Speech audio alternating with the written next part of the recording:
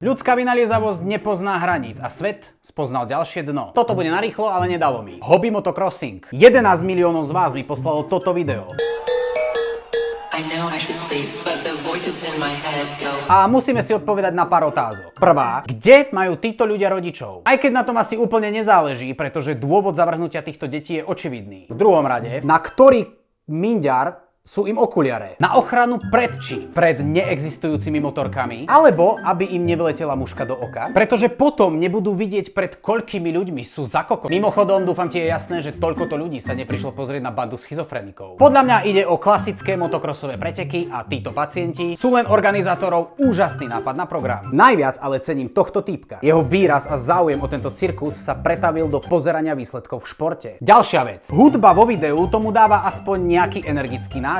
No na mieste to musela byť bez hudby ešte väčšia tragédia.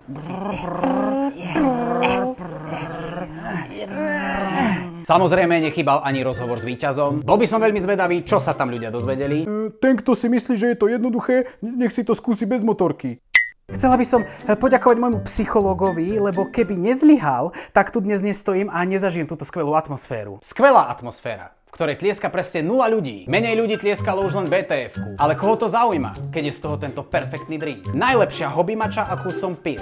Robí to tak, že nikto nemôže povedať, že som samozvaný.